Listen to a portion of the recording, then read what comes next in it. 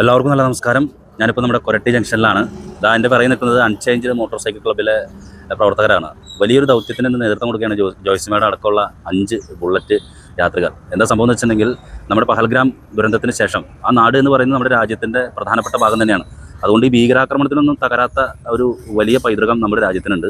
അപ്പോൾ കാശ്മീർ എന്ന് പറയുന്ന ആ മഹത്തായ പ്രദേശായെ അതിൻ്റെ ടൂറിസത്തെ പ്രൊമോട്ട് ചെയ്യുന്നതിന് വേണ്ടി അവിടുത്തെ ജനതയ്ക്ക് ഐക്യദാർഢ്യം പ്രഖ്യാപിക്കുന്നുണ്ട്. അവർക്ക് കട്ട സപ്പോർട്ടുമായിട്ട് നമ്മുടെ ഈ ചാലക്കുടി കൊരട്ടിയിൽ നിന്നും 5 പേർ കാശ്മീരിലേക്ക് ബുള്ളറ്റിൽ യാത്ര ചെയ്യുകയാണ്.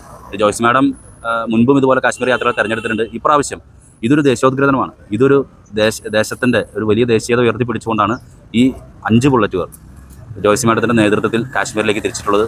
എന്തായിരുന്നാലും ഈ പ്രഭാതത്തിൽ ഇത്തരമൊരു മികച്ച നന്മയാർന്നൊരു കാഴ്ചയ്ക്ക് സാക്ഷ്യം വഹിക്കേണ്ടി വന്നതിൽ വലിയ സന്തോഷമുണ്ട്. എല്ലാ വെല്ലുവിളികളെയും നേരിട്ടുകൊണ്ട് മാഡം കാശ്മീരിൽ എത്തിച്ചേരട്ടെ. ജയ് ഭാരത്. എൻ്റെ പേര് ജോയ്സി. ഞാൻ ഇന്ന് എൻ്റെ യാത്ര തുടങ്ങുകയാണ്. ഒരു മാസം. ഇത് എന്തിനു വേണ്ടിയിട്ടാണ് ഈ നിങ്ങൾ എത്ര പേര് ഇവിടെ നിന്ന് യാത്ര ആകുന്നുണ്ട്? 5 പേര് ഇവിടെ നിന്ന് റൈഡ് ചെയ്ത് പോകുന്നു. എങ്ങോട്ടാണ്? കാശ്മീർ വഴി ലഡാക്കിലേക്ക്. നമ്മൾ 5 പേര് ഇവിടെ നിന്ന് റൈഡ് ചെയ്തു കാശ്മീർ വഴി ലഡാക്കിലേക്ക് കയറാനാണ് ഉദ്ദേശിക്കുന്നത്. ഇപ്പോഴത്തെ ഒരു ഭീകരാവസ്ഥ നിലനിൽക്കുന്ന ഒരു സമയത്തും അവിടുത്തെ ജനതയ്ക്ക് ഒരു സപ്പോർട്ടും ടൂറിസം പ്രൊമോഷനുമാണ് നമ്മൾ ഉദ്ദേശിക്കുന്നത്. അതിൻ്റെ കൂടെ ഡ്രഗ്സ് അവോയ്ഡ്, അതുപോലെ ചൈൽഡ് അബ്യൂസിനെതിരെയുള്ള ഒരു യാത്രയായിട്ടാണ് ഞാനിത് പ്ലാൻ ചെയ്തത്. അപ്പോൾ അത് നല്ല രീതിയിൽ തന്നെ ഒരു 37 ദിവസം നീണ്ടു നിൽക്കുന്ന യാത്രയാണ്. ഇത് ഈ യാത്രയുടെ റൂട്ട് എങ്ങനെയാണ് പോകുന്നത്? നമ്മളിവിടുന്ന് കാസർഗോഡ്, ഗോവ, കോലാപ്പൂര്, ലോണവാള ആ വഴി അങ്ങനെ കയറി ശ്രീനഗർ കയറി പോകാൻ ഉദ്ദേശിക്കുന്നത്. ഈ 5 പേര് അടങ്ങുന്ന സംവിധാനം ഇവിടെ വേറെ ആരെങ്കിലും കൂടെ ഈ യാത്രയ്ക്ക് കൂടെ കമ്പനി ചെയ്യുന്നുണ്ടോ? ഉണ്ട്. ഇവിടെ നമ്മുടെ റൈഡേഴ്സ് ഇപ്പം എല്ലാവരും വന്നിട്ടുണ്ട്. നമ്മുടെ ഗ്രൂപ്പിൻ്റെ പേര് അൺചെയ്ൻഡ് മോട്ടോർ സൈക്കിൾ ക്ലബ്ബ്. അതിലെ മെമ്പേഴ്സ് ഒത്തിരി പേര് ഇവിടെ വന്നിട്ടുണ്ട്. എന്നെ കുറച്ച് ദൂരം അവർ നമ്മുടെ കൂടെ റൈഡ് ചെയ്യും. അതിനുശേഷം അവർ തിരിച്ചു പോകും. ഞങ്ങൾ 5 പേര് കണ്ടിന്യൂ ചെയ്യും. മുൻപ് മാഡം ഇതുപോലെ ഈ കാശ്മീർ യാത്ര 2 ഇതിനു മുമ്പ് ചെയ്തതാണ്. അപ്പോൾ 3ാമത്തെ ലഡാക്ക് യാത്രയാണ്. പഹൽഗാം എന്ന് പറയുന്ന സ്ഥലത്ത് ഭീകരാക്രമണം ഉണ്ടായെങ്കിലും ആ പ്രദേശം ഇപ്പോഴും നമ്മുടെ രാജ്യത്തിൻ്റെ ഒരു വലിയ കണ്ണായ സ്ഥലം തന്നെയാണ് എന്നുള്ളൊരു വലിയ സപ്പോർട്ടാണ്.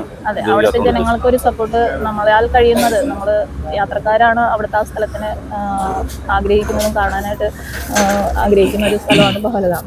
ആ സ്ഥലത്ത് അങ്ങനെ ഒരു അവസ്ഥ വന്നതിൻ്റെ പേരിൽ അവിടുത്തെ ടൂറിസം പാടെ നിന്ന അവസ്ഥയിലാണ്.